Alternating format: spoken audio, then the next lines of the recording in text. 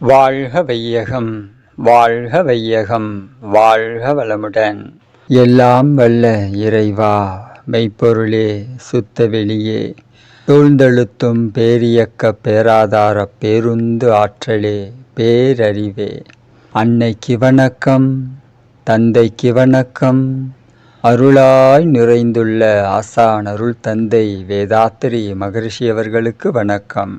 அன்பு குரல் YouTube channel அன்பர்கள் அனைவருக்கும் இனிய வணக்கத்தையும் வாழ்த்தினையும் தெரிவித்துக் கொண்டு இன்றைய சிந்தனைக்கு பகுதி 2, மௌனத்தின் மேன்மை என்ற தலைப்பில் சிந்திக்கிறோம். மகரிஷி நமக்கு மௌனத்தை எதற்காக வழங்கி இருக்கிறார்கள்? இந்த மௌனம் நாம் எது மாதிரி இருக்க வேண்டும்? இந்த மௌனத்தில் நாம் பெற வேண்டியது என்ன? இந்த மௌனத்தில் நாம் விட வேண்டியது என்ன அப்படிங்கிறத நாம் சிந்திக்கலாம். மௌனங்கிறது முழுக்க முழுக்க த இன்னர் டிராவல், உள்முக பயணம். எந்த வகையிலையும் ஜீவகாந்தத்தை சிதறடிக்காமல், ஜீவகாந்தத்தை விரயம் செய்யாமல், நம்மளுடைய உடலோடு உடலாக ஜீவகாந்தத்தை வச்சு அதை பராமரிக்கிறது தான் மௌன காலம். அந்த அடர்த்தி மிக்க ஜீவகாந்த களத்தில் நாம் இருக்கும்போது நமக்குள்ளர இந்த உள்முக பயணம், இன்னர் டிராவல் அப்படிங்கிறது அமை. ஸோ அப்போ இதுக்கு எப்படி நாம் மௌனம் இருக்கணும் அப்படின்னு ரூல்ஸ் அண்ட் ரெகுலேஷன் இருக்கு. சும்மா வாய் பேசாமல் இருக்கிறது இல்லை மௌனம், வாய் பேசாமல் இருக்கிறது கிடையாது. ஸோ நம்முடைய மனதை எந்த வகையிலையும் உடம்பை விட்டு வெளியே போகாமல் உயிர்களப்போடு நாம் இருந்து மௌனம் இருக்கும்போது அது நமக்கு பல அனுபவங்களை கொடுக்கும். மகரிஷி நமக்கு கொடுத்த இந்த பயிற்சி, மகரிஷி எழுதிய புத்தகங்கள், இது எல்லாமே மௌன காலங்களிலிருந்து தான் பெற்ற அனுபவத்தை மகரிஷி நமக்கு புத்தகங்களாக கொடுத்துருக்காங்க. அப்போ இந்த மௌனம் இறைநிலையோடு நம்மை இணைக்க செய்யும். இறைநிலைக்கும் நமக்கும் கேப் இல்லாமல் இருக்கலாம். ஸோ அந்த அளவுக்கு மௌனம் நமக்கு இறைநிலை பக்கத்தில் கூட்டிகிட்டு போகும். அப்போ இந்த மௌனம் நாம் எப்படி இருக்கணும் அப்படின்னா, மௌன காலங்களில் மௌனம் இருக்கக்கூடிய அன்பர்கள் ஒருத்தர் முகத்தை ஒருத்தர் பார்க்கக்கூடாது, ஒருத்தர் முகத்தை ஒருத்தர் பார்க்கக்கூடாது, செய்கைகள் செய்யக்கூடாது, எந்த வகையிலையும் செய்கைகள் செய்யக்கூடாது, வேடிக்கை பார்க்கக்கூடாது.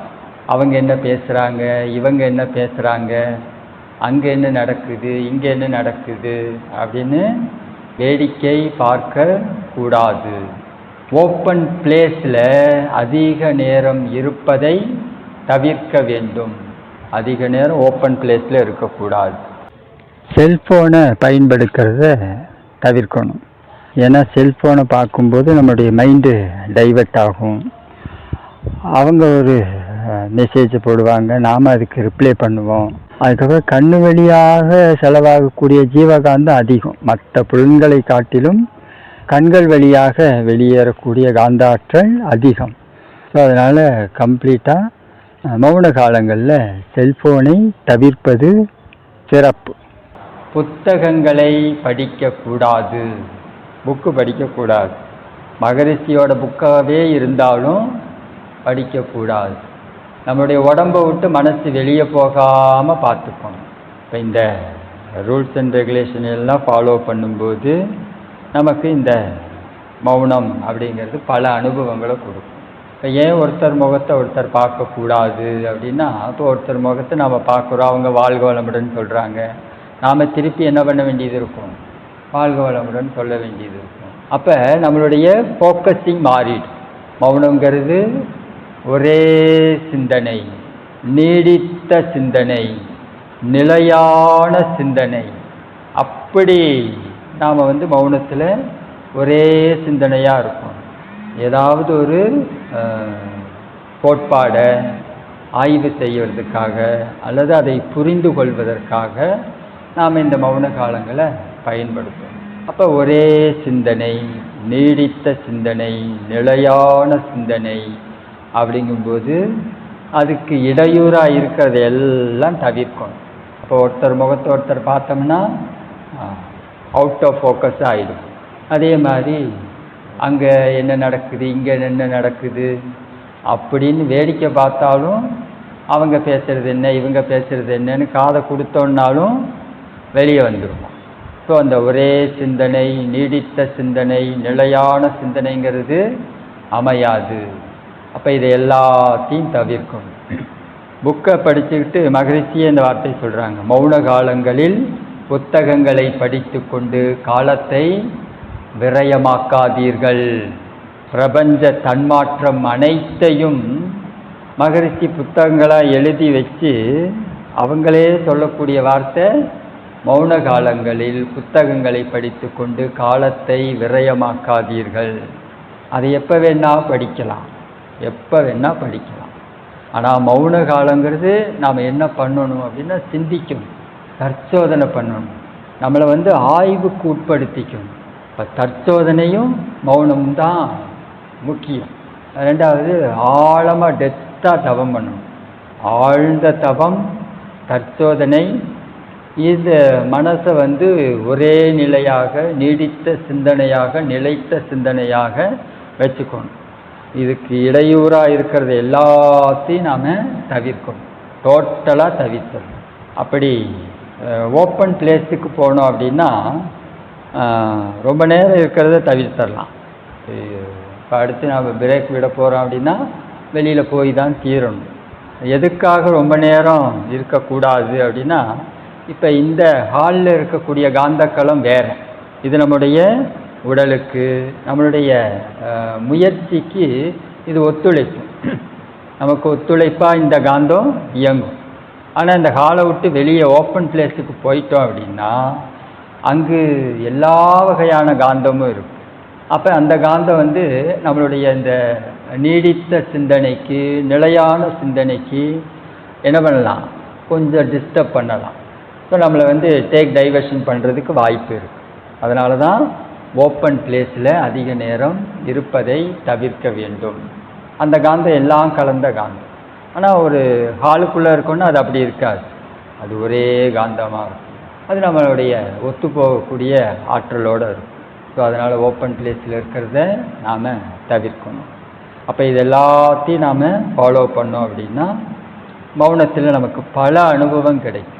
மௌனங்கிறது நம்முடைய உயிரை உணர்வதற்காக நமக்கு கிடைத்த வாய்ப்பு, நம்முடைய மனதை உணர்வதற்காக நமக்கு கிடைத்த வாய்ப்பு. எல்லாம் வல்ல இறை பேராற்றல் நமக்குள் அறிவாக, உயிராக, மனமாக இருந்து இயங்குகிறது என்ற உண்மையை உணர்ந்து கொள்வதற்காக நமக்கு கிடைத்த வாய்ப்பு மௌனம்.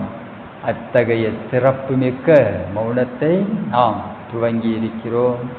ஏற்கனவே தொடர்ந்து இருந்துகிட்டு இருக்கீங்க. இதெல்லாம் ஃபாலோ பண்ணிக்கணும். மகரிஷி எப்போவுமே மௌனம் இருக்கக்கூடிய அன்பர்களை மாலை நேரங்களில் கூப்பிட்டு வாழ்த்துவாங்க, ப்ளஸ் பண்ணுவாங்க எல்லாத்தையும். அப்போ ஒரு தடவை இந்த வார்த்தையை சொல்கிறாங்க, மௌனம் இருக்கக்கூடிய உங்களையெல்லாம் பார்ப்பதற்கு நான் எவ்வளோ புண்ணியம் பண்ணியிருக்கேன். இறைநிலையின் தன்மாற்ற சரித்திரத்தை முழுமையாக அனுபவமாக பெற்ற மகரிஷி இந்த வார்த்தை வருது. மௌனம் இருக்கக்கூடிய உங்களையெல்லாம் பார்ப்பதற்கு நான் எவ்வளோ புண்ணியம் பண்ணியிருக்கேன் அப்படின்னா மௌனம் எத்தகைய விளைவுகளை கொடுக்கத்தக்கதுன்னு பாரு. அவ்வளோ விளைவு இந்த மௌனத்தில் இருக்கு. இப்போ மௌனங்கிறது வெறும் வாய்மூடல் கிடையாது. அது இன்னர் ட்ராவல், அது ட்ராவல் ஆகணும். ட்ராவல் ஆகிற மாதிரி மௌனம் இருக்கணும். இந்த ரூல்ஸ் அண்ட் ரெகுலேஷன்லேருந்து நாம் கொஞ்சம் வெளியே வந்துட்டோன்னாலும் இந்த இன்னர் ட்ராவல்ங்கிறது அமையாது. ஏன்னா இப்போ மௌன காலங்களில் நமக்கு ஜீவகாந்தம் பெருகி நிற்கும். உடல் பயிற்சி பண்ணுறோம், ஜீவகாந்த பெருக்க பயிற்சி பண்ணுறோம், தவம் பண்ணுறோம், எல்லா தவமும் பண்ணிடுவோம். ஒரு நாளில் நமக்கு கொடுத்த எல்லா சிறப்பு தவங்களையும் நாம் கம்ப்ளீட் பண்ணிடுவோம். அப்போ இந்த ஆற்றலை எல்லாம் நம்ம பயன்படுத்திட்டு எந்த வகையிலையும் செலவு பண்ணிடாமல் இருக்கும். இப்போ வேடிக்கை பார்க்குறது, அவங்க பேசுகிறது, இவங்க பேசுகிறதெல்லாம் நம்ம கேட்டோம் அப்படின்னா அவுட் ஆஃப் ஃபோக்கஸ் ஆகிடுவோம். ஸோ ஜீவகாந்தம் அது வழியாக தேவையில்லாமல் செலவாகும். அப்போ இந்த செலவுகளை எல்லாம் நாம் தவிர்க்கணும். மௌன காலங்களில் நம்மளுடைய இந்த பாடி லாங்குவேஜ்னு ஒன்று இருக்கு இல்லையா, நம்மளுடைய நடை, உடை, பாவனை இதெல்லாம் அமைதியாக இருக்கும், மென்மையாக இருக்கும், நிதானமாக இருக்கும். அப்படி வச்சுக்கிட்டோம் அப்படின்னா ஜீவகாந்தம் செதறாது. இப்போ நீங்கள் வழக்கம் போல் எந்திரிச்சு பரபரன்னு போனீங்க அப்படின்னா ஜீவகாந்தம் ஓடிடும், தங்காது. ஏன்னா அந்த வேகம் அப்படிங்கிறதுக்கு ஜீவகாந்தத்திற்கும் ஒரு நேர் எதிர்மறையான தன்மை. வேகங்கிறது இருக்கக்கூடாது. ஆக்சுவலாக நீங்களே பாருங்கள், மனவளக்கலை பயிற்சிக்கு முன், மனவளக்கலை பயிற்சிக்கு பின் அப்படின்னு உங்களை நீங்கள் எடுத்துக்கிட்டீங்கன்னா, அதுக்கு முன்னாடி நீங்கள் கொஞ்சம் வேகமாக இருந்திருப்பீங்க, படபடன்னு பேசியிருப்பீங்க. அதெல்லாம் இப்போ மாறி இருக்கும். நம்ம நிதானமாக பேசுவோம், நிதானமாக நடந்துக்குவோம். இப்போ இதெல்லாமே அதுதான் ஜீவகாந்தம் நமக்குள்ளார இன்னும் கொஞ்சம் மௌன காலங்களில் அடர்த்தியாக இருக்கும். ஸோ அந்த குவாலிட்டியான ஜீவகாந்தம், குவான்டிட்டியான ஜீவகாந்தம், இதை நாம் இன்க்ரீஸ் பண்ணிக்க முடியும் மௌனத்தில். ஸோ அதனால தான் மகரிஷி மௌனம் இருக்கக்கூடிய உங்களை எல்லாம் பார்ப்பதற்கு நான் அவ்வளோ புண்ணியம் பண்ணியிருக்கேங்கிறாங்க.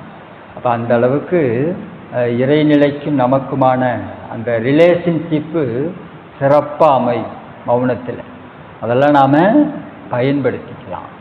ரெண்டாவது நம்ம ஆழ்ந்து தவம் பண்ணணும், டெப்த்தாக தவம் பண்ணணும். இப்போ நமக்கு சங்கம் ஒரு அதில் ரூல்ஸ் அண்ட் ரெகுலேஷன் போது நமக்கு ஒரு காலையில் ஒரு 20 நிமிஷம், சாயந்தரம் ஒரு 20 நிமிஷம் அப்படின்னு ஒரு அதாவது நம்ம அன்றாட வாழ்க்கையில் இதுக்கும் நீங்கள் சேர்த்துக்கங்க அப்படிங்கிறதுக்காக மகிழ்ச்சி அதை கொடுத்தாங்க. எப்போ பார்த்தாலும் 20 நிமிஷம்தான் தவம் அப்படின்னு இருக்கக்கூடாது.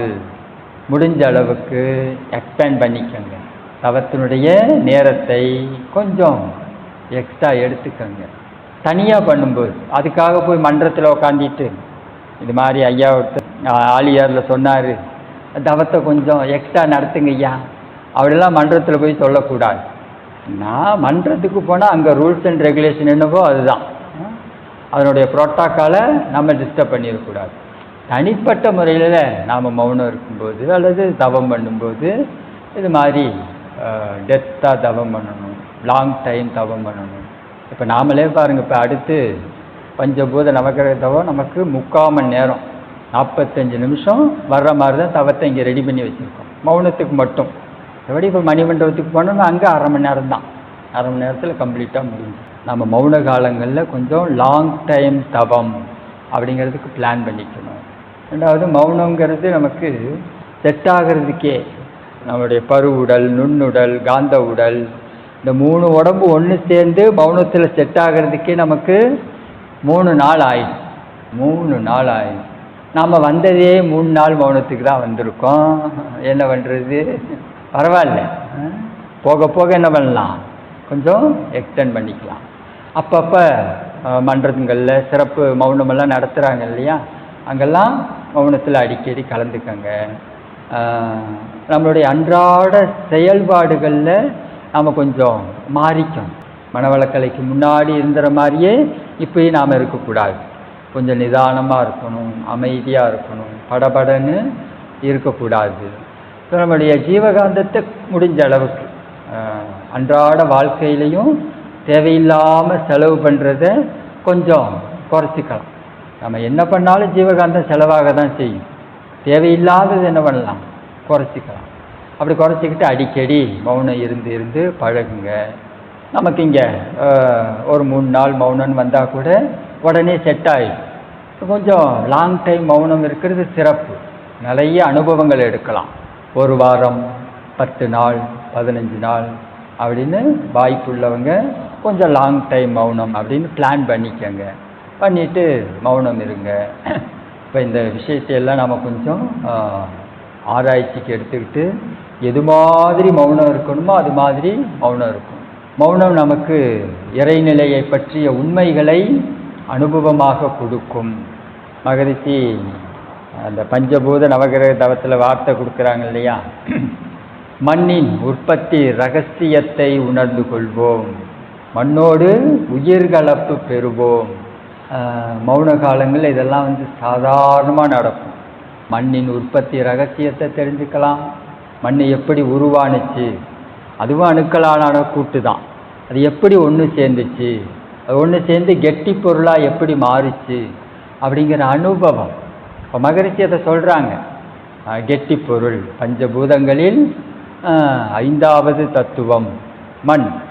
இது எப்படி மண்ணாக உருவாச்சு, அணுக்கள் எப்படி ஒன்று சேர்ந்தது.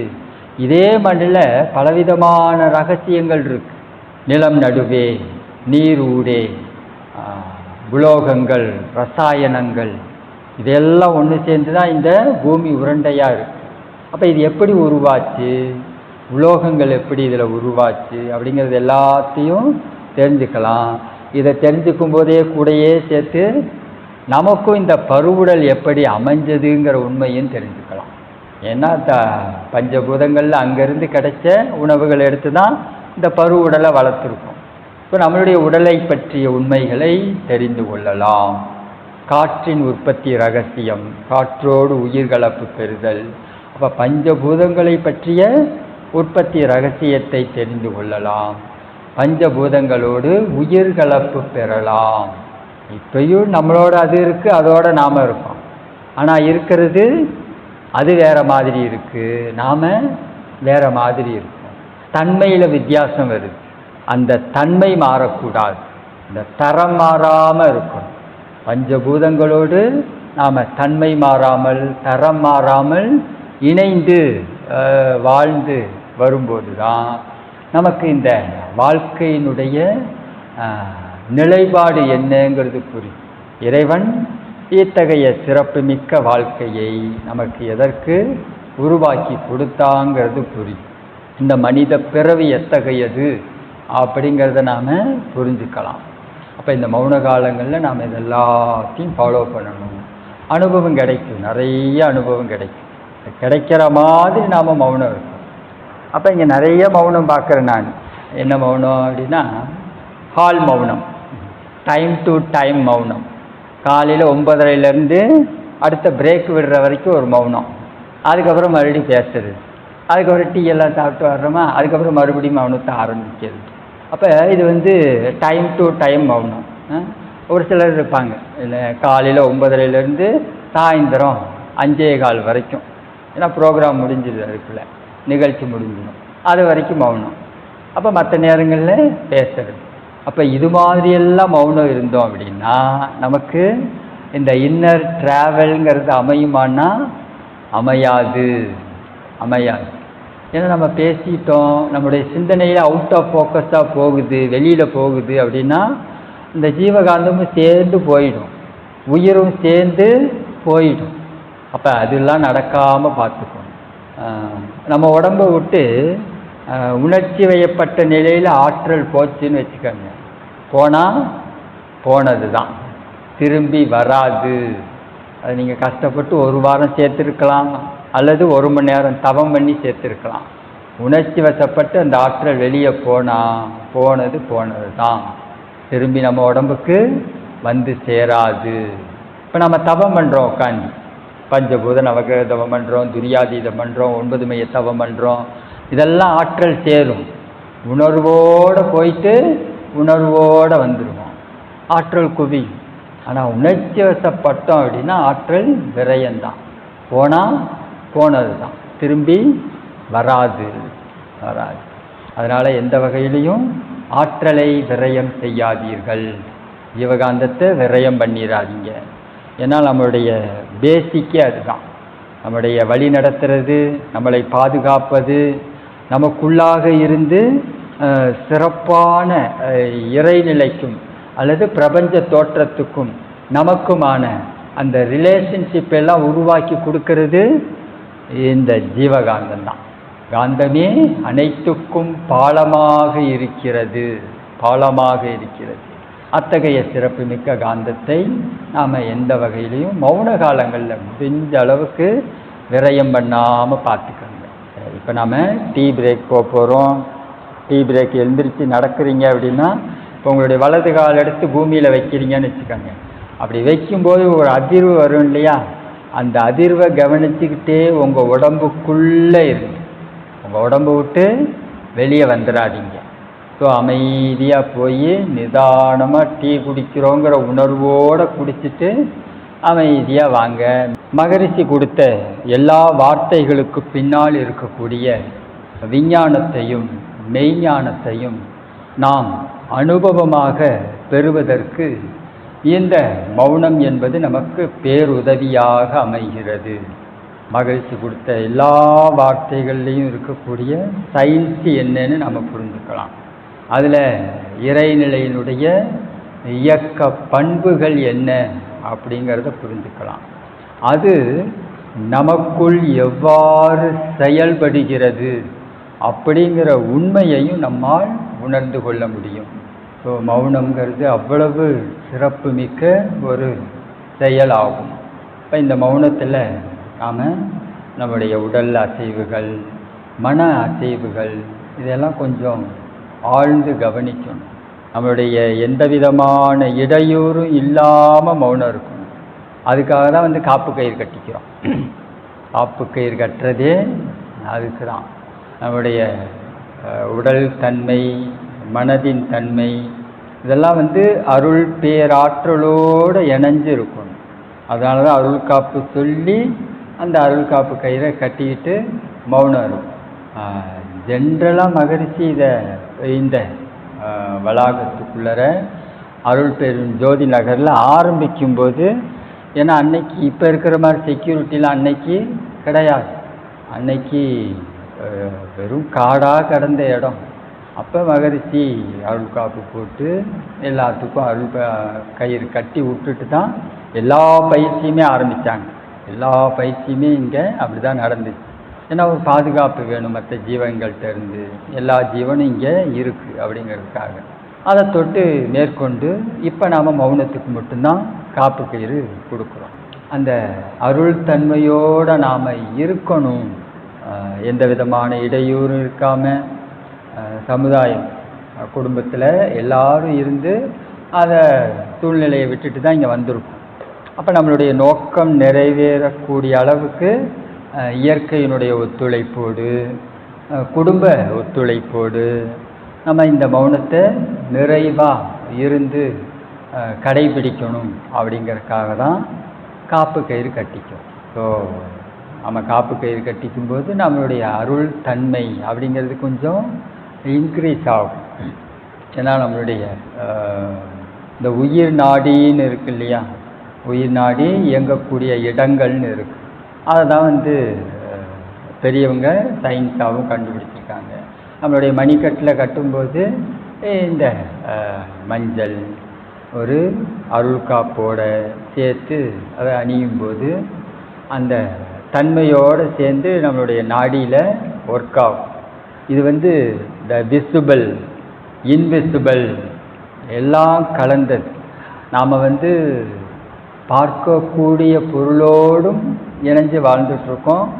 பார்க்க முடியாத பொருட்களாலும் இயக்கப்பட்டு கொண்டிருக்கிறோம். நம்ம கண்ணால் சில விஷயங்களை பார்க்குறோம், பல விஷயங்களை கண்ணாலெல்லாம் பார்க்க முடியாது. அதை நம்முடைய மனதின் நுட்பத்தை கொண்டு, அறிவின் நுட்பத்தை கொண்டு உணர்ந்து கொள்ளலாம். அப்போ நம்முடைய வாழ்க்கைங்கிறது விசிபிள் இன்விசிபிள் இதெல்லாம் கலந்தது. அப்போ நாம் கொஞ்சம் அதை நோக்கியும் நகர வேண்டும். மறைபொருள்களை பற்றிய உண்மைகளை அனுபவமாக பெறணும். அனுபவம் பெறதுக்கு முன்னாடி என்ன பண்ணணும்னா அதை பற்றி தெரிஞ்சுக்கணும். அதை பற்றி தெரிஞ்சுக்கிட்டு அதை பற்றிய சிந்தனைகளில் நம்மை இணைத்து கொள்ள வேண்டும். மறைபொருள்களை பற்றிய சிந்தனைகள் நமக்கு வரணும். நீங்கள் சிந்திக்கும்போது அதோட கனெக்ட் ஆகுங்க, அது நம்மோடு இணையும். நாம் சும்மா அப்படியே தான் இருக்கோம். நம்ம அன்றாட வாழ்க்கை போயிட்டே இருக்குன்னா அதுவும் இருக்கும், நாமளும் இருப்போம். ஆனால் பெருசாக பரிவர்த்தனை அப்படின்னு ஒன்று நடக்காது. பரிவர்த்தனை நடக்காது. கொடுக்கல் வாங்கல்னு இருக்கு இல்லையா? அங்கேருந்து நாம் எதையும் வாங்கவும் முடியாது, இங்கேருந்து எதையும் கொடுக்கவும் முடியாது. அப்போ நம்ம மறைபொருள்களை பற்றி சிந்திக்க வேண்டும். மறைபொருள்களை பற்றி சிந்திப்பதற்காகத்தான் இந்த மௌனம். மௌனம் அதுக்கு தான். நம்முடைய வினைப்பதிவுகள் எப்படி இருக்குன்னு சிந்திங்க. நம்ம எந்த பக்கம் சுற்றினாலும் என்ன பண்ணாலும் இந்த வினைத்தன்மை அதனுடைய ஆதிக்கங்கிறது இருக்கும். அது நல்வினை பதிவிலையும் நமக்கு உதவியாக இருக்கும், அகெயின் எதிராக தீவினை பதிவிலேயும் நமக்கு சில இடையூறுகளை செய்யும். அப்போ இந்த இடையூறு இல்லாமல் இதுகிட்டேருந்து எப்படி நம்மை பாதுகாத்து கொள்வது, அதுக்கு நம்ம மௌனத்தில் ஆராய்ச்சி பண்ணலாம். சிந்தித்தோம் அப்படின்னா நமக்கு அதற்கான வழிமுறைகள், இன்ட்யூஷன், உள்ளுணர்வாக நமக்குள்ளேயே அது கிடைக்கும். என்ன பண்ணணுங்கிறத அவனே நமக்கு சொல்லி கொடுப்பான். அவனே நமக்கு சொல்லி கொடுப்பான். அதுவானால் அதுவே சொல்லும். அப்போ நாம் அதுவாகக்கூடிய முறையில் மௌனம் இருக்கும். அதுவாகாத வரை அது எதுவும் சொல்லாது. அப்போ அதுவாவதற்கு நாம் முயற்சி செய்ய வேண்டும். வியாசர் நம்மளுக்கு ஒரு சிந்தனையை கொடுக்குறார். பகவத்கீதை மூலமாக வியாசர் ஒரு நீண்ட நெடிய வாக்கியத்தை கொடுக்குறார். சிந்திங்க அப்படின்னு. மௌனத்தில் இதெல்லாம் நீங்கள் ஆராய்ச்சி பண்ணுங்க.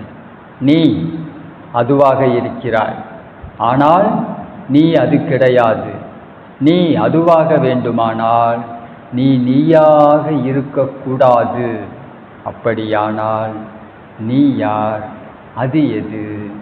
இதையெல்லாம் மாற்றணும் அப்படின்னா அது எப்படி மாற்ற போகிறோம் யோசிக்கணும் இல்லையா? நீ அதுவாக இருக்கிறாய், ஆனால் நீ அது கிடையாது.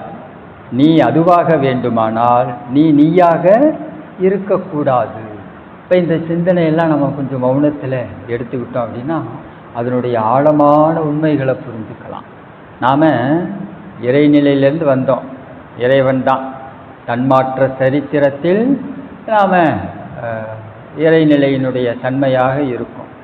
ஆனால் நாம் இறைநிலை இல்லை. நாம் இறைநிலை இல்லை. இப்போ நாமளாவே இருக்கோம். அதுவாக மாற முடியல அப்படின்னா எது தடுக்குது அப்படின்னா வினை. இந்த விளங்கின தன்மை தான் என்ன பண்ணுது, தடுக்கு. அப்போ நாம் வந்த மாதிரியே இருக்கக்கூடாது. விளங்கின தன்மையோடு வந்தோமா, பாவப்பதிவு புண்ணிய பதிவு எல்லாம் கலந்த கலவையாக தான் வந்திருக்கும். அப்படி நாம் வந்த மாதிரியே இல்லாமல் நாம் அதுவாக மாறணும். இப்போ வந்த வினைத்தன்மையோடு இருக்கக்கூடாது. அப்போ வந்த வினைத்தன்மையை நாம் கொஞ்சம் மாற்றி அமைச்சிட்டோம் அப்படின்னா அதுவாகி விடலாம். நீ அதுவாக இருக்கிறாய், ஆனால் நீ அது கிடையாது. நீ அதுவாக வேண்டுமானால் நீ நீயாக வந்த மாதிரியே இருக்கக்கூடாது. அப்போ இதை மாற்றணும். இந்த வினைத்தன்மையை மாற்றி அமைக்கணும். சரி, இப்போ இந்த வினையை முழுசாக கம்ப்ளீட்டாக அழித்து இல்லாமல் ஆக்கிட முடியுமா அப்படின்னு கேட்டால் அதெல்லாம் சாத்தியம் கிடையாது. நீங்கள் என்ன பண்ணலாம், மகரிஷி சொல்கிறாங்க இல்லையா, மேல் பதிவுன்னு. மேல் பதிவை இன்க்ரீஸ் பண்ணலாம். மேல் பதிவை நம்மளுடைய பிராதாப்த கர்மத்தின் மூலமாக இன்க்ரீஸ் பண்ணலாம். நாம் செய்யக்கூடிய வினைப்பதிவு நல்வினை தன்மையாகவே இருக்குது, குவாலிட்டியாக இருக்குது, குவான்டிட்டியாக இருக்குதுன்னு வச்சுக்கோங்க. உள்ளே இருக்கக்கூடிய வந்த களங்கம் பெருசாக நம்மளை டிஸ்டர்ப் பண்ணாது. ஒரு கோட்பாடு இருக்கு இல்லையா, ஏற்கனவே ஒரு கோடை போட்டு வச்சுருக்காங்க. இந்த கோடை சின்னதாக்கணும், ஆனால் அழிக்கவெல்லாம் கூடாது. அப்படின்னா பக்கத்திலே ஒரு பெரிய கோடாக போட்டோம்னா இது ஆட்டோமேட்டிக்காக சின்னதாகிடும். அவ்வளோதான். இந்த டெக்னாலஜி டெக்னிக்கலாக யோசிங்க. அப்போ இருக்கிற கோட்டை அழிக்கிறேன், விலங்கின பதிவை நான் அழிக்க போகிறேன், அதை இல்லாமல் ஆக்க போகிறேன் அப்படின்லாம் முயற்சி பண்ணாதீங்க. அதெல்லாம் நமக்கு தேவையை. அது பாட்டில் அது ஒரு பக்கம் இருந்துட்டு போகட்டும். அதனுடைய தன்மையை என்ன பண்ணிடலாம், நாம் டியூன் பண்ணி மாற்றிடலாம். அதுக்காக தான் மகரிஷி நமக்கு வாழ்த்தை கொடுத்துருக்காங்க. இந்த வாழ்த்துங்கிறதே அதுக்கு தான். இப்போ நம்மளை நாமே வாழ்த்துறோம் இல்லையா, தவத்தில். தவம் முடிஞ்சோன்னு சங்கல்பம், அருள் பேராற்றல் கருணையினால் உடல் நலம், நீலாயுள், நிறை செல்வம், உயர் புகழ், மெய் ஞானம், இவற்றில் நாம் நாளுக்கு நாள் உயரணும். அப்படி உயரும்படி வாழணும். உடல் நலமாக இருக்கும்படி வாழ வேண்டும். அருள் தன்மையோடு நாம் வாழணும். அப்போ உடல் நலம், நீலாயுள், நிறை செல்வம், உயர் புகழ், மெய் ஞானம், இதெல்லாம் நாளுக்கு நாள் வளர்கிற மாதிரி நாம் வாழணும். ஏன்னா செயலுக்கு தக்க விளைவு தான். இங்கே அதற்கான செயலை செஞ்சீங்க அப்படின்னா அது ஆட்டோமேட்டிக்காக இன்க்ரீஸ் ஆகும். இப்போ இந்த செயலில் அது இல்லைன்னு வச்சுக்கோங்க, அது வளருமா? உடல் நலம், நீலாயுள், நிறை செல்வம், உயர் புகழ், மெய் ஞானம் வளர்ந்துருமா? வளராது இல்லையா? ஸோ அப்போ செயலை நாம் சீர்திருத்தம் செய்ய வேண்டும். இதுக்கு தான் மௌனம். நம்முடைய செயல் பண்புகளை உயர்த்தி கொள்வதற்காக, செயலிலே சீர்திருத்தங்களை உயர்த்தி கொள்வதற்காக, உருவாக்கி கொள்வதற்காக நாம் மௌனம் இருக்கும். அப்போ மௌன காலங்களில் நாம் ஆழ்ந்து ஆராய்ச்சி பண்ணணும், சிந்தனை பண்ணணும். நம்முடைய குறைகளையும் குற்றங்களையும், நம்மக்கிட்ட என்ன பிழை இருக்கோ அந்த பிழைகளை நாம் மாற்றி அமைச்சுக்கணும். நம்ம மற்றவங்கள்ட்ட இருக்கிற பிழைகள் ஈஸியாக நமக்கு தெரிஞ்சிடும். பக்கம் பக்கமாக எழுதி தள்ளுவோம். அவங்கள பற்றி எழுதுங்க, இவங்களை பற்றி எழுதுங்க அப்படின்னா எக்ஸ்ட்ரா பேப்பர் கேட்போம். ஆனால் உங்களை பற்றி எழுதுங்கன்னு சொன்னால் யோசிச்சுட்டு உக்காந்துருப்போம், ஒன்றும் வராது. ஏன்னா நம்மை பற்றி நமக்கு எதுவுமே தெரியலை.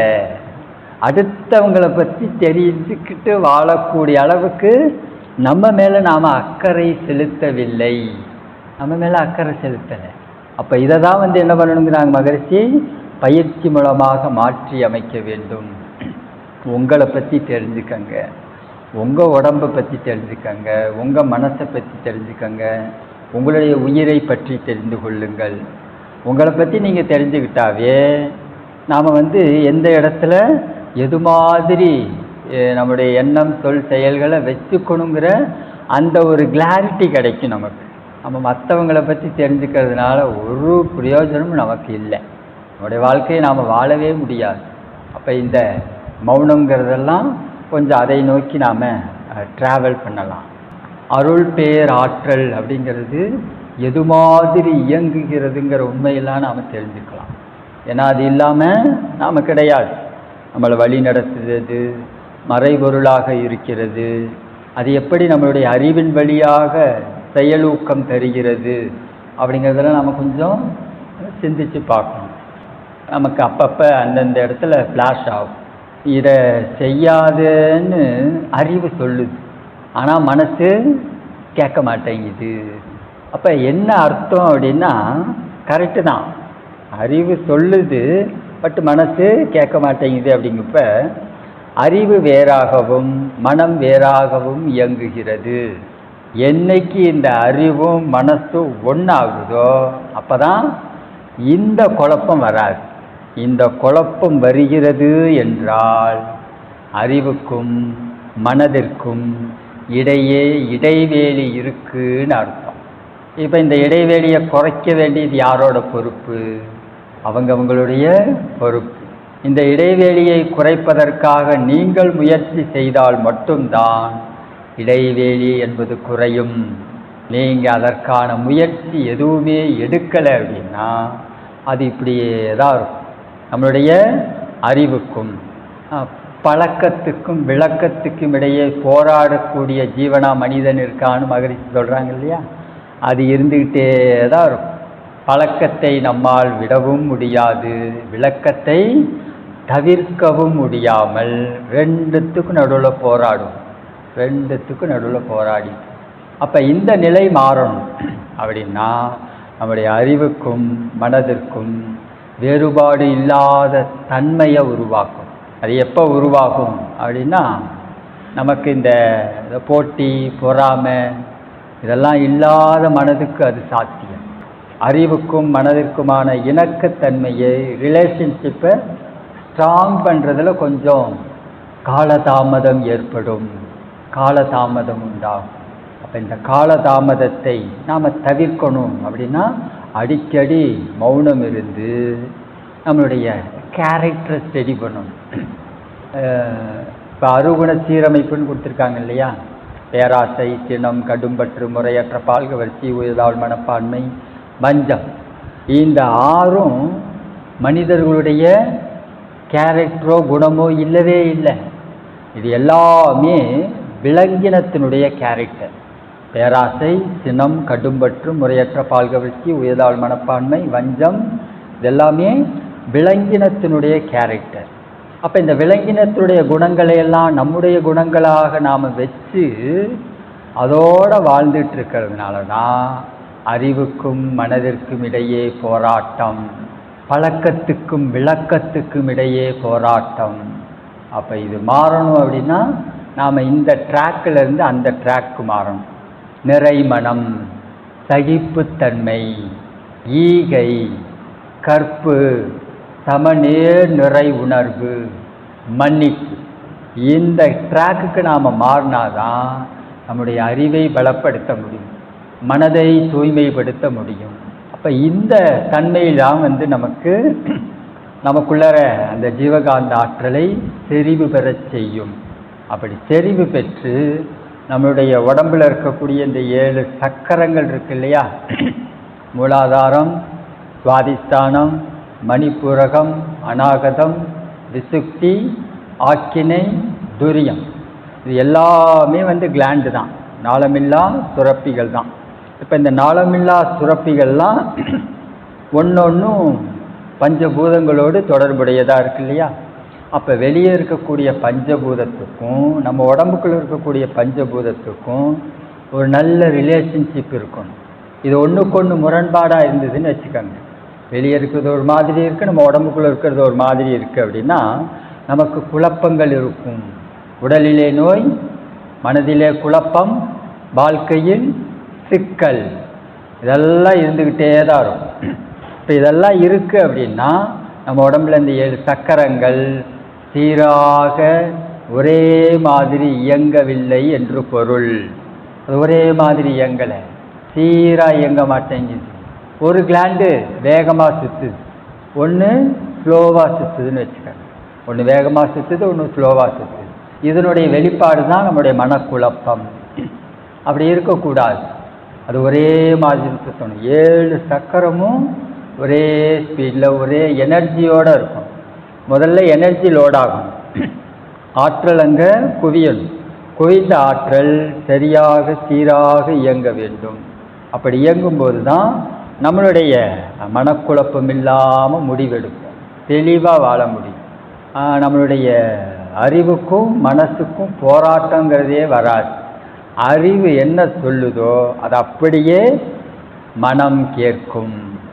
நீ என்ன சொல்கிறது, நான் என்ன கேட்கறது அப்படின்லாம் அது யோசிக்காது. அறிவு சொல்கிறது அப்படியே மனம் கேட்கும். அப்போ இதுதான் வாழ்க்கைங்கிற அந்த ஒரு முடிவுக்கு நாம் போயிடும். இப்போ நம்மளால் இது வாழ்க்கைன்னு ஏற்றுக்கவும் முடியல, அதை பற்றிய ஒரு கிளாரிட்டியும் நமக்கு இல்லை. அப்படிங்கும்போது தான் குழப்பங்கள் வருது, சிக்கல்கள் வருது. அப்போ இந்த உடலில் வரக்கூடிய உடல் நோய்களுக்கு நம்முடைய உடலுக்கும் உயிருக்கும் மனதிற்கும் அந்த ரிலேஷன்ஷிப் நல்லா இருக்கும். அப்படி நல்லா இருக்கிற மாதிரி நம்முடைய திட்டங்களை வகுத்துக்கணும். அது தானாக மாறும்னு நம்ம யோசிக்கக்கூடாது. அதுவாக மாறட்டும், அப்போ நான் வாழ்ந்துக்கிறேன் அப்படின்னு யோசிக்கக்கூடாது. இதை தானாக எல்லாம் மாறும் அப்படிங்கிறது நமக்கு நமக்கு முன்னாடி எந்த விதமான வழிபாதையும் இல்லைன்னு வச்சுக்கோங்க. காட்டுக்குள்ளே கண்ணை கட்டி விட்டுருக்கு அப்படின்னா தானாக எல்லாம் மாறும்னு நம்ம யோசிக்கலாம், தப்பு கிடையாது. ஆனால் மகரிஷி நமக்கு ஒரு அழகான பிளாட்ஃபார்ம் கொடுத்துருக்காங்க. இதுதான் நீங்கள் பயணிக்க வேண்டிய பாதைன்னு கொடுத்துருக்காங்க. போட்டு கொடுத்ததுக்கப்புறம் அதுவும் பாருங்க, வெறும் தர கூட கிடையாது, நல்ல காங்கிரீட் போட்டு ஃப்ரீயாக ரிலாக்ஸாக போகிற அளவுக்கு முள்ளும் குத்தாது கல்லும் குத்தாது, அந்தளவுக்கு ஒரு பாதையை போட்டு கொடுத்துருக்காங்க. அப்போ இதில் ட்ராவல் பண்ணுறதுக்கு என்ன, நமக்கு இதை வச்சுக்கிட்டு என்னால் முடியலை அப்படிங்கிறது முயற்சி போதவில்லை. நம்ம இன்னும் ஸ்ட்ராங்காக முயற்சி பண்ணணும். புரிதல் பத்தலை, நம்முடைய பயிற்சியை பற்றிய புரிதல் நமக்கு அவ்வளோ ஸ்ட்ராங்காக இல்லை. நம்மளுடைய தவத்தை பற்றிய ஒரு தெளிவு நம்மள்கிட்ட ஸ்ட்ராங்காக இல்லை. நம்மகிட்ட இருக்கிற காயகல்பத்தை பற்றிய தெளிவு ஸ்ட்ராங்காக இல்லை. அதனுடைய புரிதல் என்னவோ, நம்ம இன்னொரு விஷயமும் இருக்குது. நாம் எதை எந்த அளவுக்கு புரிஞ்சு நம்ம மனசில் இடம் கொடுத்துருக்கோமோ அது மட்டும்தான் நமக்குள்ளர தங்கும், தலைக்கும். அதுவாகத்தான் நாம் வாழ்வோம். எதை எந்த அளவுக்கு புரிந்து கொண்டு அதற்கு நம் மனதில் இடம் கொடுத்திருக்கிறோமோ அதுதான் நமக்குள் தங்கும், தலைக்கும். அதுவாகத்தான் நாம் வாழ்வோம். அப்போ நம்மளுடைய பயிற்சிக்கு எந்த அளவுக்கு இடம் கொடுத்துருக்கோம்? உடல் பயிற்சி பற்றி நமக்கு என்ன தெரியும்? காயகல்பத்தை பற்றி நமக்கு என்ன தெரியும்? தவத்தை பற்றி நமக்கு என்ன தெரியும்? தற்சோதனையை பற்றி நமக்கு என்ன தெரியும்? இதை நம்ம தெளிவாக தெரிஞ்சிருந்தோம் அப்படின்னா நம்மளுடைய வாழ்க்கையில் அடுத்தடுத்த நிலைகளுக்கு நாம் போயிட்டே இருக்கலாம். நம்மளை சுற்றி இருக்கக்கூடிய அந்த ஆறா இருக்கு இல்லையா, ஜீவகாந்த ஆற்றல், இதை விரயம் பண்ணாமல் வாழ்வோம். நம்முடைய உடல் பயிற்சியை பற்றிய தெளிவு நமக்கு இருந்தால், தவத்தை பற்றிய தெளிவு நமக்கு இருந்தால், காயகல்பத்தை பற்றிய புரிதல் நமக்கு ஸ்ட்ராங்காக இருந்தால், தற்சோதனை பயிற்சியினுடைய விஞ்ஞானம், மெய்ஞானம் இது நமக்குள்ள ஸ்ட்ராங்காக இருந்துச்சு அப்படின்னா நாம் நிறைவான வாழ்க்கையை வாழ்வோம். எந்த வகையிலும் முரண்பாடு இல்லாமல் வாழ்வோம். நம்முடைய எண்ணம், சொல், செயல் முரண்பாடாக இருக்காது. உள்ள நாம் என்ன நினைக்கிறோமோ அதையே தான் பேசுவோம், அதையே மாதிரி தான் செயல்படுவோம். அப்போ இதுக்கெல்லாம் முரண்பாடு இருக்குது. அப்படிங்கும்போது நம்மக்கிட்ட ஒரு கிளாரிட்டி இல்லை. இப்போ நமக்கு கிடைச்ச இந்த பயிற்சியை பற்றிய விஞ்ஞானத்தையும் மெய்ஞானத்தையும் தெரிஞ்சுக்கணும்.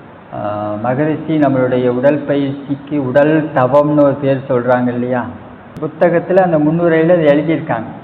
எந்த விதமான வேக அசைவுகளுக்கும் இடம் கொடுக்காமல் இந்த உடல் பயிற்சியை நிதானமாக அமைதியாக செய்யுங்கள். எந்த விதமான வேக அசைவுகளுக்கும் இடம் கொடுக்கக்கூடாது. அது உடல் தவம், தவ நிலையில் இருந்து நம்மளுடைய உடல் பயிற்சியை நாம் செய்யணும். அப்போ உடல் பயிற்சிக்கு நாம் உயிர்களப்போடு இருந்து செஞ்சோம் அப்படின்னா தவம் அடுத்த கட்டத்துக்கு போகும். ஏன்னா இதை நாம் தவமாக மாற்றிட்டோம். அப்படிங்கும்போது தவம் இன்னும் நுட்பமாக நமக்குள் செயல்படும். என்ன கேட்டால் உடல் பயிற்சியெல்லாம் செய்யக்கூடாது. உடல் பயிற்சியாக வாழணும். தவமெல்லாம் செய்யக்கூடாது, தவமாக வாழணும். காயக்கல்பமெல்லாம் செய்யக்கூடாது, காயக்கல்பமாக வாழணும். தற்சோதனையெல்லாம் செய்யக்கூடாது, தற்சோதனையாக வாழ வேண்டும். அதை ஒரு செயலாக செய்யறதுக்கும் அதுவாகவே வாழ்கிறதுக்கும் வித்தியாசம் இருக்குது. அது வேற, இது வேற. அப்போ நாம் வாழ்கிறதுக்கு தயாராகும். மனவளக்கலை பயிற்சிங்கிறது மகரிஷி எனக்கு வாழ்வதற்காக கொடுத்த வாய்ப்பு. உடல் பயிற்சி, காயக்கல்பம், தவம், தற்சோதனை என்பது மகரிஷி எனக்காக வாழ்கிறதுக்காக கொடுத்த வாய்ப்பு. இந்த வாய்ப்பை நான் நல்ல முறையில் பயன்படுத்தினால் நான் வாழ்கிறேன்னு அர்த்தம். அப்படி மிஸ் பண்ணேன் அப்படின்னா வாழ்கிறத மிஸ் பண்ணிட்டேன்னு அர்த்தம். ஸோ அப்போ நமக்கு அந்த அளவுக்கு டீட்டெயில் இருக்கணும். ஒன்றும் இல்லை, இப்போ உங்கள்கிட்ட இப்போ உலக நாடுகள் ஒரு சிறந்த முறையில் ஆர்டிஃபிஷியல் இன்டெலிஜென்ட் டெவலப் ஆகிட்டே போகுதுன்னு வச்சுக்கோங்களேன். இதுக்கு பின்னாடி என்ன இருக்குன்னா கம்ப்ளீட் டேட்டா சர்வர் தான். கம்ப்ளீட் டேட்டாவை வச்சுக்கிட்டு தான் அது என்ன பண்ணுது, ஒவ்வொரு விஷயத்துக்கும் அதனுடைய பதிலை கொடுக்குது. அப்போ உடல் பயிற்சியை பற்றி, காயகல்பத்தை பற்றி, தவத்தை பற்றி கம்ப்ளீட் டேட்டா நம்மள்கிட்ட இருக்கணும். இருந்தோம் அப்படின்னா நாம் வாழலாம். டேட்டாவோடு நாம் இருக்கும்போது எது ஒன்றுமே நம்மளை டிஸ்டர்ப் பண்ணாது. அப்படி டிஸ்டர்ப் பண்ணுற இடத்துலையும் நாம் இருக்க மாட்டோம். இப்போ நாம் விளிம்புகளிலிருந்து வாழும்போது வினைகள் நம்மிடையே விளையாடல்கள் புரியத்தான் செய்யும். ஆனால் நாம் ஏன் விளிம்புகளில் இருந்து வாழணும்? மையம் நோக்கி ட்ராவல் பண்ணிட்டா என்ன? ஏன் நாம் அவுட்லைன்லேயே இருக்கணும்? எதுக்காக அவுட்லைன்லேயே இருக்கீங்க? அவுட்லைன் அப்படி தான் இருக்கும். ஒரு கடலில் போய் நிற்கிறோம் அப்படின்னா ஓரத்தில் அலைகள் நம்மளை டிஸ்டர்ப் பண்ணிக்கிட்டே தான் இருக்கும். ஏன் கரையோரத்திலேயே நிற்கணும்? ஆழ்கடலுக்கு போயிடலாமே. ஆழ்கடலில் எந்த விதமான அசைவும் கிடையாது. ஆழ்கடல் அமைதியாக இருக்கிறது. அப்போ நாம் விளிம்புகளிலிருந்து வாழும்போது சிக்கல்கள், பிரச்சனைகள், குத்துது, குடையுது, இடிக்குது, இதெல்லாம் இருக்க தான் செய்யும். அப்போ விளிம்புலேருந்து உள்ளே வந்துருங்க. மகரிஷி உள்ளதானே கூப்பிடுறாங்க. உங்களுக்குள்ளாக வாழுங்கள். உங்களுடைய கருமையத்தில் வாழுங்க. உங்களுடைய உயிரில் வாழுங்க. உயிரோடு உயிராக வாழுங்க. அப்படி உயிர் மையத்தில் போய் வாழும்போது நமக்கான வாய்ப்பு அங்கே தான் ஓப்பன் ஆகும். நமக்கான வாழ்க்கை அங்கே தான் இருக்குது. இப்போ நம்ம அவுட்லைன்லேருந்து அதை இதையும் பண்ணிகிட்ருக்கிறத கடந்து, புலன்களை கடந்து நாம் சிந்தித்து செயலாற்றி வாழுதல் அப்படிங்கிறாங்க. அப்போ நம்முடைய பயிற்சி எல்லாமே அப்படி தான் அமைஞ்சிருக்கு. புலன்களை கடந்து வாழும். அப்போ புலன்களை பற்றி புரிஞ்சுக்கணும். புலன் எப்படி உருவாச்சு, புலன்களுடைய அறிவு திறன் எப்படி இருக்குது, அது எந்த அளவுக்கு சிறப்பு மிக்கதாக இருந்தது அப்படின்னா நான் இந்த அளவுக்கு ட்ராவல் ஆகி வந்திருப்பேன் அப்படிங்கிறத புலன்களையும் புரிஞ்சுக்கணும். இந்த கண்ணால் தான், இந்த காதால் தான், இந்த நாக்கால் தான் நான் கெட்டேன்னு நீங்கள் நெகட்டிவாக திங்க் பண்ணாதீங்க. இந்த நாக்கு, இந்த கண், இந்த காது, இந்த மூக்கெல்லாம் இல்லாமல் இருந்துச்சு அப்படின்னா நாம் இந்த இடத்துக்கு வந்திருக்கவே முடியாது. இன்னொரு விஷயமும் இருக்குது. இந்த விலங்கின பதிவு தான் எல்லா இடத்துலையும் டிஸ்டர்ப் பண்ணுது. இந்த விலங்கின பதிவை எனக்கு பிடிக்கவில்லை, இந்த விலங்கின பதிவை நான் வெறுக்கின்றேன் அப்படிங்கிறது நெகட்டிவாக திங்க் பண்ணுறீங்க. நீங்கள் நெகட்டிவாக திங்க் பண்ணும்போது அது ஆக்ரோஷமாகும். எந்த ஒன்றை நீங்கள் மறக்க வேண்டும் என்று நினைக்கிறீர்களோ, எந்த ஒன்றை நீங்கள் வெறுக்கிறீர்களோ அது உங்களுக்குள் ஆதிக்கம் செலுத்தும். அப்போ நீங்கள் அதெல்லாம் வெறுக்காதீங்க, அதை மறக்கணும்னு நினைக்காதீங்க. அதை அமைதியாக விட்டுட்டு இதோட ட்ராவல் பண்ணுங்க. நல்வினை தன்மைன்னு ஒன்று இருக்கு இல்லையா, அதோட ட்ராவல் பண்ணுங்க. அதை டெவலப் பண்ணிவிட்டு அதோட வாழுங்க. ஏன் நாம் போய் அதை போய் எதிர்வினை ஆற்ற இன்னும் அது ஆக்ரோஷ தன்மை தான் அதிகமாகும். அதனால தான் மகரிஷி அதை வாழ்த்துங்கிறாங்க. வாழ்த்துங்க, உங்களுடைய வினைத்தன்மைகளை வாழ்த்துங்கள். உங்களுடைய கருமையத்தில் இருக்கக்கூடிய பதிவுகளை எல்லாம் வாழ்த்துங்க. என்னுடைய கருமையத்தில் இருக்கக்கூடிய பதிவுகள் எல்லாம் வாழ்க வளமுடன். நான் இவ்வளோ தூரம் ட்ராவல் பண்ணி மனிதனாக இந்த மனித தோற்றம் எனக்கு கிடைச்சிருக்குன்னு வச்சுருக்காங்களேன். இது எவ்வளோ பெரிய சிறப்புமிக்க தோற்றம். அந்த நந்தவனத்தில், பிரபஞ்சம் என்ற நந்தவனத்தில் இறுதியாக பூத்த மலர் மனிதன் சொல்கிறாங்க இல்லையா மகரிஷி. இந்த பிரபஞ்சத்தில் கடைசி தோற்றமாகிய நாம் இந்த தோற்றத்தோட இந்த மனித உருவத்துக்கு அடைவதற்கு காரணமே விலங்கின பதிவு தான். அது மட்டும் இல்லைன்னு வச்சுக்கோங்க, நாம் இந்த இடத்துக்கு வந்திருக்கவே முடியாது. அப்போ நாம் அதை வெறுக்கலாமா, அதை சபிக்கலாமா? அப்போ எவ்வளோ தூரம் நம்ம முரண்பாடாக வாழ்ந்தார். அதை வெறுக்கக்கூடாது. வாழ்த்துங்க. வாழ்த்தி அதனுடைய தன்மையை, அதனுடைய வீரியத்தை குறைச்சிடலாம். அதை அமைதியாக்கிடலாம். அதை அமைதியாக்கி அதை உங்களுக்கு நண்பனாக மாற்றிடுங்க. பெருசாக உங்களை டிஸ்டர்ப் பண்ணாது. விஷயம் அவ்வளோதான். நீங்கள் அதை எதிரியாக நினைக்கும்போது அது உங்களை எதிர்த்து எல்லா வேலைகளும் செய்யும். ஆனால் நீங்கள் அதை நண்பனாக மாற்றிட்டீங்கன்னு வச்சுக்கோங்க, உங்களுக்கு அது உங்களை நன்மையே செய்யும். ஸோ அந்த ஒரு சிஸ்டத்தை தான் மகரிஷி டெக்னிக்கலாக ஒர்க் பண்ணுங்க. நீங்கள் ஹார்ட் ஒர்க்கெல்லாம் பண்ணாதீங்க. ஸ்மார்ட் ஒர்க்குக்கு மாறுங்க. ஸ்மார்ட்டாக ஒர்க் பண்ணுங்க, டெக்னிக்கலாக ஒர்க் பண்ணுங்க. எந்த விதமான எதிர்வினை தன்மைகளையும் உங்களுக்குள்ளே உருவாக்கிக்காமல் வாழ்கிறதுக்கு தான் மகரிஷி இந்த மனவளக்கலை பயிற்சியையும் இவ்வளோ விளக்கங்களையும் கொடுத்துருக்காங்க. இப்போ மௌன காலங்களில் இதெல்லாம் நாம் புரிஞ்சுக்கலாம்.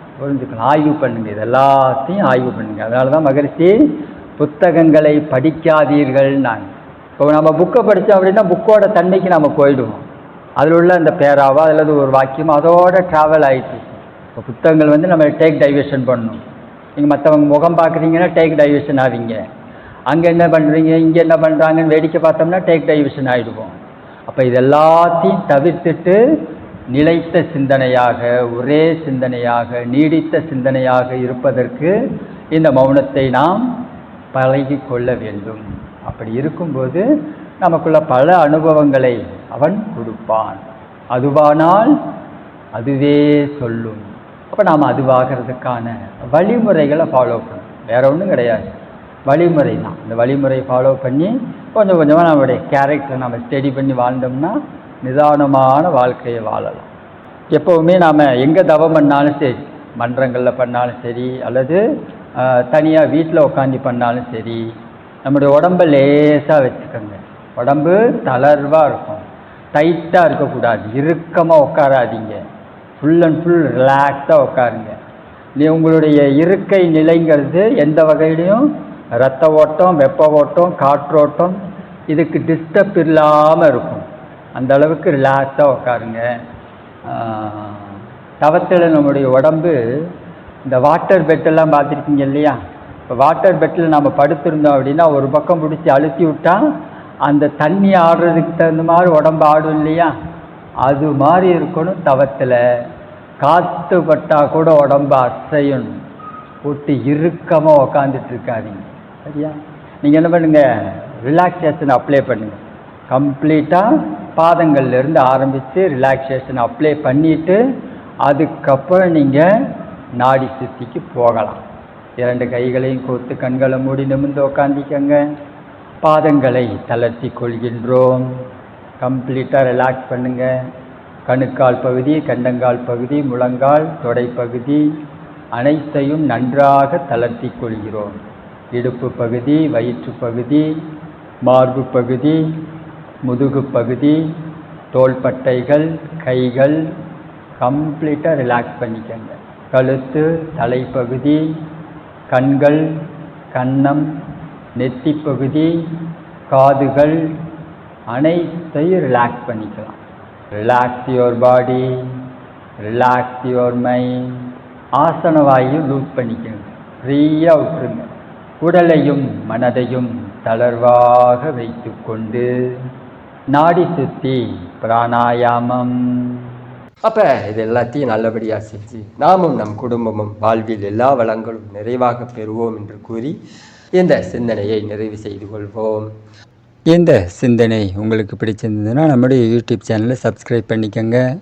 தெரிந்த அன்பர்களுக்கு ஷேர் பண்ணுங்கள். இந்த சிந்தனை பற்றிய கருத்துக்கள் வரவேற்கப்படுகின்றன. நன்றி, வாழ்த்துக்கள், வாழ்க வளமுடன்.